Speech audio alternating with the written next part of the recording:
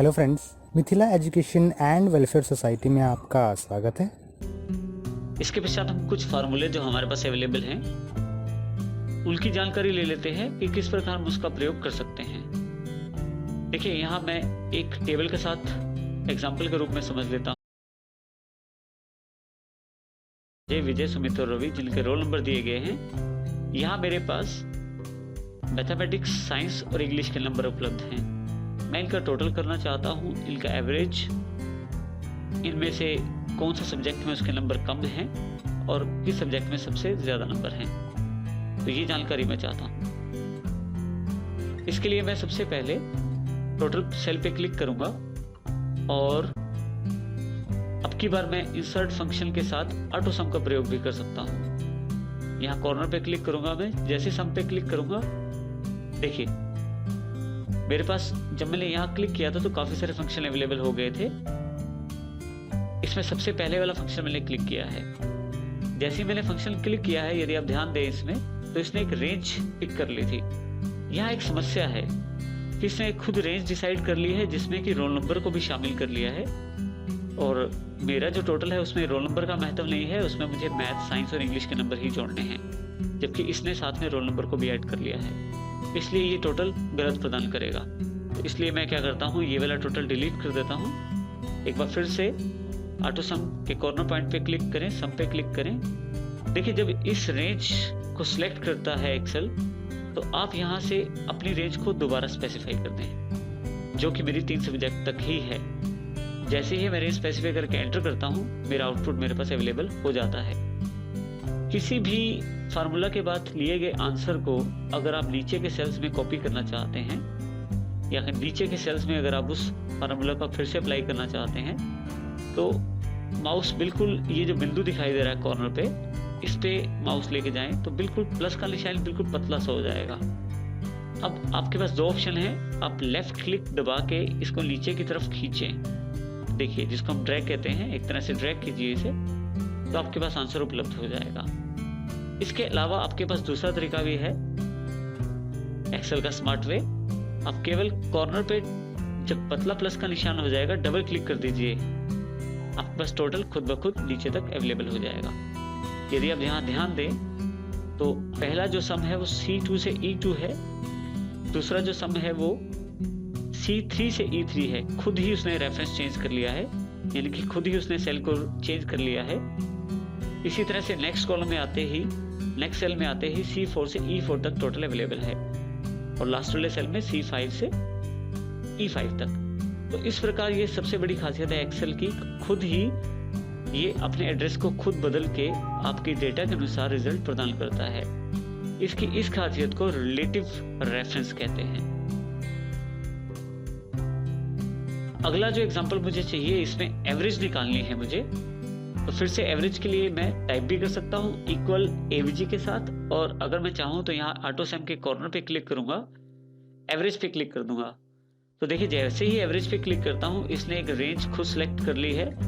यहाँ थोड़ी सी समस्या ये है कि रोल नंबर और टोटल को भी इसने शामिल कर लिया है, जो कि मेरे आंसर का पार्ट नहीं है।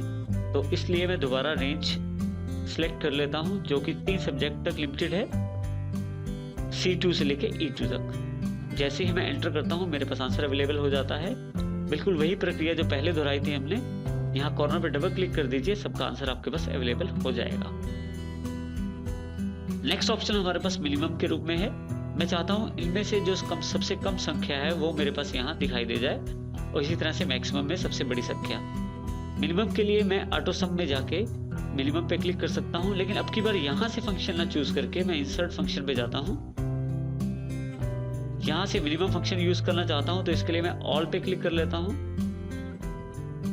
M जैसे ही मैं प्रेस करता हूँ अपने कीबोर्ड पे, तो देखिए काफी सारे फंक्शन जो M से स्टार्ट हैं वो सिलेक्ट कर लिए इसने। तो इसमें से मेरा जो फंक्शन है वो मिनिमम है, तो मिनिमम फंक्शन को क्लिक करके मैं ओके कर लेता हूँ। देखिए, यहाँ पे अभी तक इसने सिर्फ एक सेल को सिलेक्ट करके उसका आउटपुट दिया है।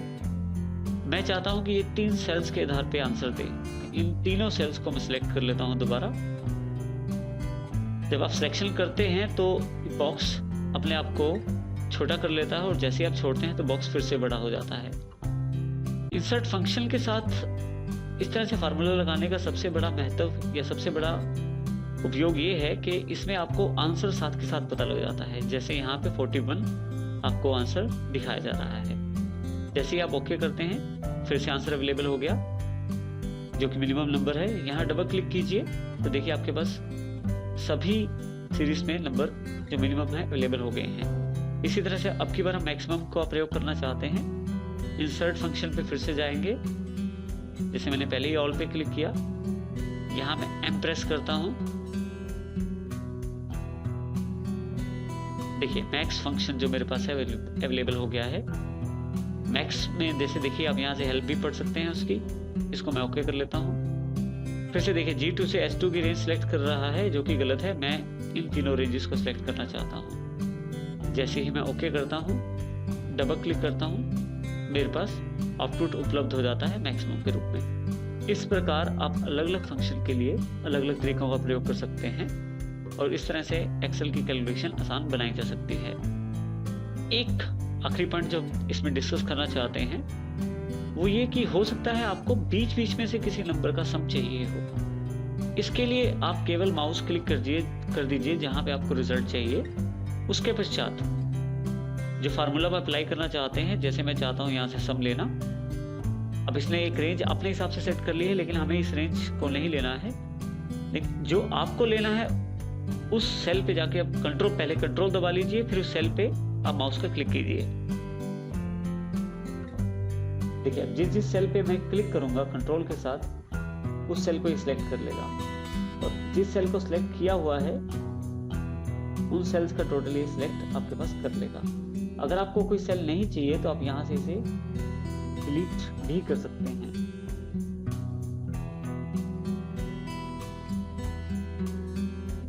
तो इस तरह से जो आपने जब एंटर किया उसको, तो जो सेल सिलेक्टेड थे कंट्रोल के द्वारा, उन सब का टोटल आपके पास अवेलेबल है, जिसमें ये सेल्स शामिल हैं। अगर आप यहाँ डबल क्लिक करें तो उन सेल्स की जानकारी आप फिर से ले सकते हैं जिन सेल्स को आपने कंट्रोल के द्वारा शामिल किया था। अगर फिर से आप फार्मूला में कुछ बदलाव चाहते हैं तो उसके लिए आप जिन सेल्स को नहीं चाहते हैं उनको आप डिलीट कर दीजिए और दोबारा एंटर प्रेस कर दीजिए। जैसे आप एंटर प्रेस करते हैं आपके पास फिर से उन सेल्स का टोटल रह जाता है जो सेल्स बाकी आपके पास बचे हुए हैं।